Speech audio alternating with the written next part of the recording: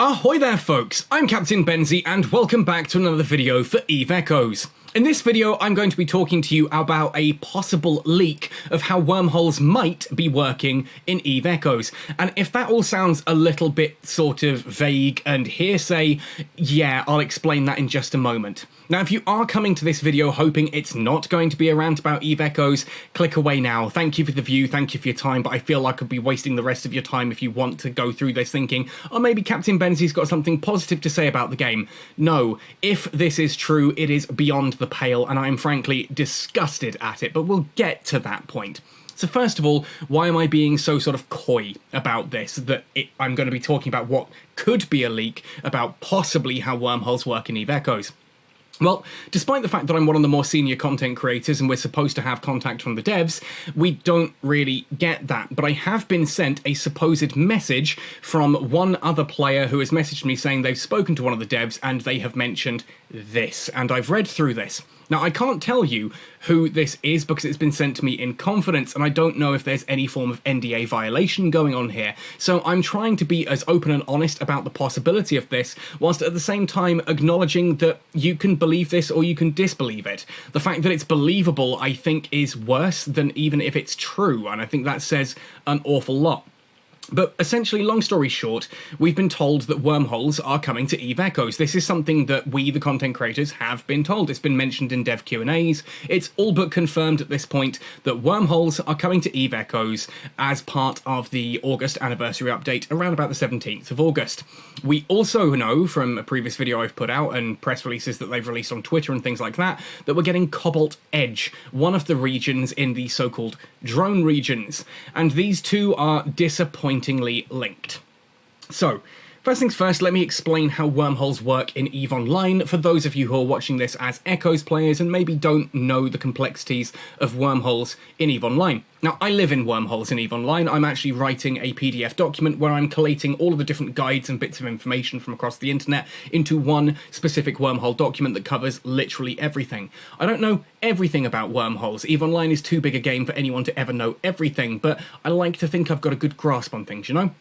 So wormholes as a concept are gateways, Eisenberg-Rosen bridges, as you would know them in classical science, in physics, essentially holes that you jump through, kind of like a Stargate, that take you from destination A to destination B. Now sometimes that is from known space to known space, so you could have a wormhole that goes from, say, perimeter through to somewhere in Everyshore. You could have one that goes from a system in Corazor to Venal. Literally, you are in known space and you use a wormhole to transit directly through to another known space system. There's also what is referred to as J-space. These are wormhole systems, the region known as Anoikis. Essentially, these are unique systems that have their own unique anomalies that are filled with the sleepers. So you have like different classes of wormhole systems, C1 through C6, plus a few special ones like C13s, drifter holes, Sancha holes, that kind of thing. Each with their own unique weather system as well, like you can have a standard J-space system, or you can have one that's a black hole that makes your ships go faster and your missiles do better. You can have magnetars, pulsars, Wolfer IAs, all these different types of star systems, and those will affect your ships in different ways. Like if you're in a Wolfer IA, small weapons get a massive buff, armor gets buffed, but shield gets nerfed. So you have different ways to interact with the same content. Different ships now suddenly become viable. You'll find that, say, a destroyer might be able to do C1 combat anomalies, but a destroyer that is armor tanked can probably do combat anomalies in a C3 if it's a Wolfer IA, and that's pretty exciting. You have the ability to build stations in J-space, you have full-on gas clouds and gas harvesting, you have unsecured and forgotten data and relic sites that are combat sites with relic and data boxes in them that you can hack into. A lot of unique content. And the way that J-space works is that those systems are self-contained. The only way to go from one J-space system to another J-space system is via a wormhole. In fact, the only way to get into a J-space system from K-space, known space, the named space that you're used to flying around, is via a wormhole. Now, some of these systems will also have what are called statics. I live in a wormhole that has a high security system and a C3 static. That means we could be connected to, say, perimeter, and then when that wormhole decays and collapses, and we'll talk about that in a second, it reopens in any of the other high security systems across the entirety of New Eden. So one day we might be 3 jumps away from Jita, then the next day we might be 2 jumps away from Amar, and that's kind of how this works. And you can forcibly close these, which is called rolling, by pushing ships of certain mass in and out of them. Basically, every time a ship transits through a wormhole, the mass is reduced from a total amount, and when that hits 0, the wormhole collapses. After a certain period of time also, the wormhole will collapse, and if it's a static, a new one will reappear. That is how wormholes work. You also finally have certain size limitations on some wormholes. This might be a small one that only frigates, destroyers, and certain cruisers can go through. This one might allow up to ships like the Orca. This one will allow capital ships through it, this kind of thing. So you've got those different size restrictions as well, which can gate how you interact with wormholes.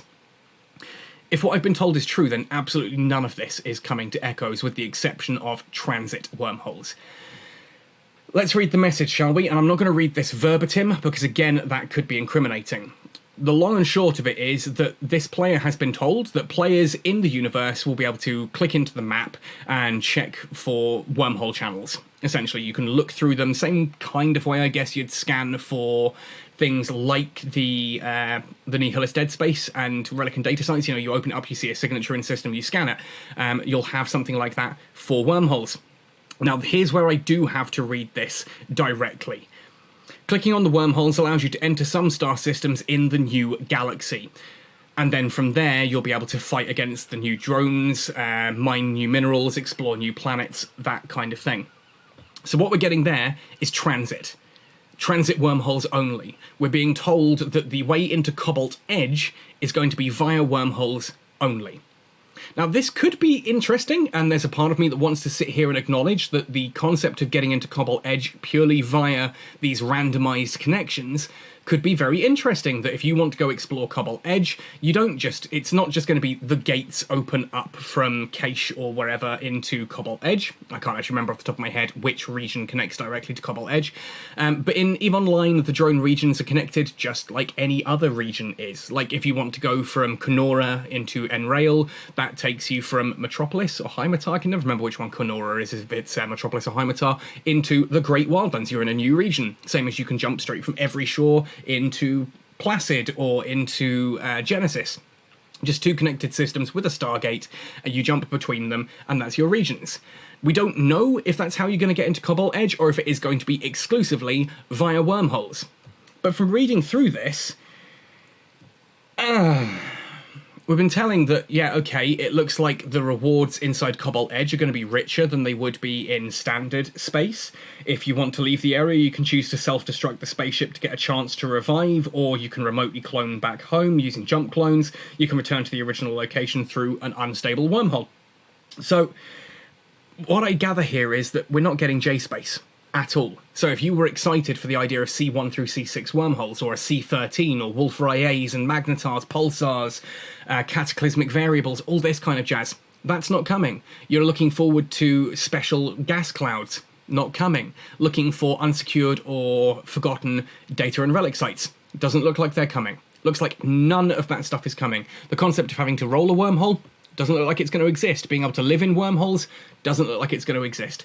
It literally looks like Netease have basically said, we are adding this new region to the game, and what we're going to do is essentially just create random gates to it, and then we're going to call it wormholes, because wormholes are a thing in EVE Online, and that might excite some players.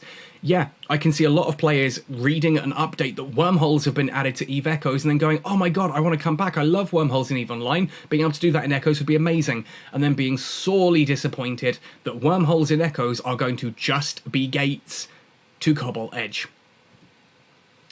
Now, admittedly, there is a part of me that thinks I was complaining about the fact that Cobalt Edge was being opened up as one region, because it means if you were a alliance that has control over wherever that gate opens, like I know Golden Horde, when I was with them back in the days when they were based in Cache, they wanted to have, or Cache, or however the heck you want to pronounce that, they were based in certain systems because they were waiting for the drone regions to open so they could move in there and they could take over those. Now, obviously, that means that this exciting new content coming is going to be immediately gate-kept by whichever alliance happens to control the gateways. So I kind of get it.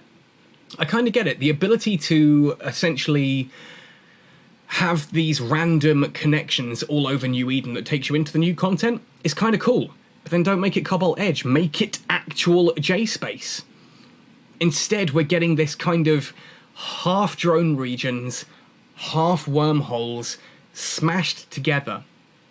And I really want to be positive about that. I've said many times before, I don't want Echoes to just be EVE Online on mobile. I want it to do its own thing in its own ways. And so the concept of it being a different way into Cobalt Edge, it's kind of cool, but it's like with Dormant Realms. It's the fact that the addition and the way that it's been added means that there's certain other content we just aren't getting. The fact that we got implants means we're never getting ammunition in the traditional sense, because those two things compete for essentially the same slot, the same concept of how your ship works. With nanocores and implants, you've kind of got ammo already there. It's just not consumable and it's not industry. It's this half-hearted attempt at ammo. The inclusion of those means we're probably never getting ammunition into EVE Echoes. The fact that Dormant Realms exists means we're probably never getting Abyssal Dead Spaces, despite the fact, again, those are one of my favourite bits of content in EVE Online. It's content on demand, which brings me back to the topic of small ship content, because I want to address an argument that went on in my comment section in the last EVE Echoes video, where someone said, oh, you do have small ship content. It's called Dormant Realm 5 and lower tier Nihilist Dead Spaces. Cool, so I can jump around for several hours hoping to find a Nihilist Dead Space that is of the right tier and hope that no one's beaten me to it, or I can jump into 3 Dormant Realm runs a week. Awesome, that's content, right? Whereas if you're in a fucking battleship, you can just undock and clear everything in Claralam over and over and over again. You can undock in any nullsec system and know that there is going to be content readily available for you. Jeez, like, seriously, whoever making arguments like that, get your head checked. You're turning around and go, oh, there is content for you. Just, yeah, you get to run 3 things a week and then spend hours looking for something that might be relevant, whereas everyone else just has it on their doorstep. No, fuck off with that logic. Seriously, go away with that logic. That is just awful. It makes me angry even thinking that people think that that's an acceptable answer. Oh, you do have content. It's just 3 things a week, and then you oh, God. Anyway. So it's like that. Dormant Realms mean we're never getting Abyssals. And the fact that Wormholes are being rolled out in this way means we're probably not getting the full drone regions, and we're probably never going to get actual Wormholes, actual J-Space with that content that I so love. Now, I could be wrong. Again, it's entirely possible that the information I'm being sent here is completely off base, that it's just someone trolling me. It's possible. And this video is up for you kind of to make up your own mind about that. But if this is true, if this is what we're actually looking at, that essentially it's just, the wormholes are just connections to Cobalt Edge, that's awful. They've taken this really incredible system that is an entirely new way of playing EVE Online, and they've condensed it down to its finest, most insignificant detail, and then just kind of gone, well, now we've got wormholes. Tick. And it's just access to the drone regions. And it looks like if that's the case, then are we...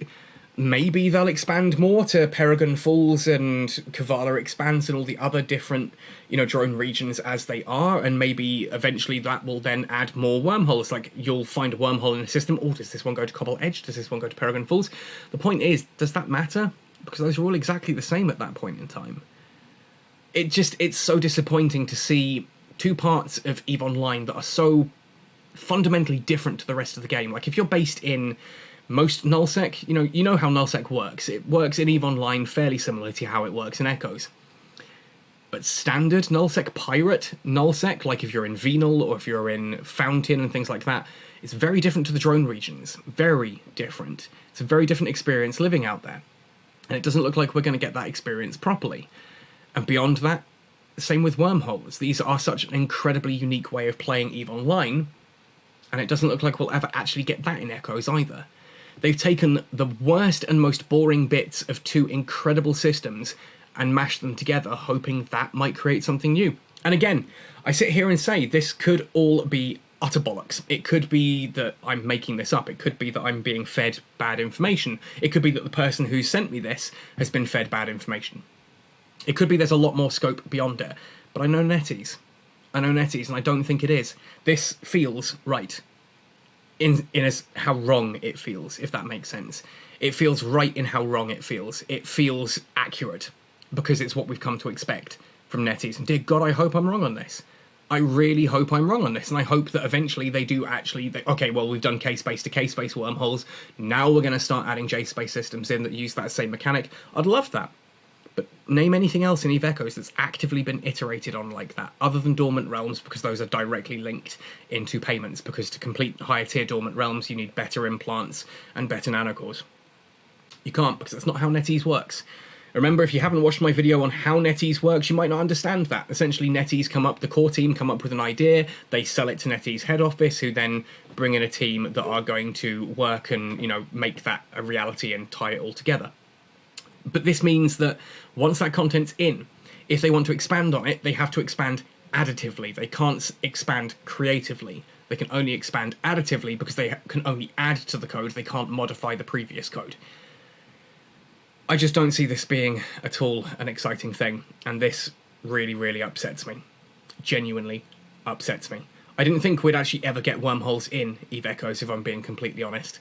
And I think opening up big areas of space that can be inhabited when the game is already so empty, I don't think that's a good idea either. But to take two beloved systems and just grab the basic, boring bits out of them and throw that together and hope that somehow that makes something exciting for new players. That's not it. That's not it. And well, there we go. I don't know. I'm not out of EVE Echoes yet. Like, I'm still logging in daily. I still collect my rewards daily. And from time to time, I do actually undock and fly around and do a bit of content as well. And, you know, just shoot some stuff or run something or whatever. But it's getting less and less frequent, you know? I'm kind of holding out and hoping something's going to change. And I know a lot of you guys are as well. A lot of you guys are holding out and hoping that something is going to change. And the longer this goes on, the more I'm beginning to realise it's just not going to. It's just not going to. Anyway, that has been me. I'm Captain Benzie. The video you've been watching in the background here is some footage of me running J-Space anomalies in Wormhole space, because it's something I love. It's EVE Online footage. If you are interested in keeping the EVE spirit alive, but Echoes isn't doing it for you anymore, come join us in Catskull in EVE Online. It's a full game. It's an actual game there, and the devs, for all their faults, actually respect the player base. It's not going to be the answer for everyone. I know a lot of you are mobile-based only, and a lot of you don't have the time, in inverted commas, for EVE Echoes, EVE Online, despite the fact that I'd say that EVE Online actually requires less time investment now than EVE Echoes does, but it's up to you. I'm just offering a bridge there to anyone who wants to take it. Otherwise, thank you for watching this one right the way through to the end.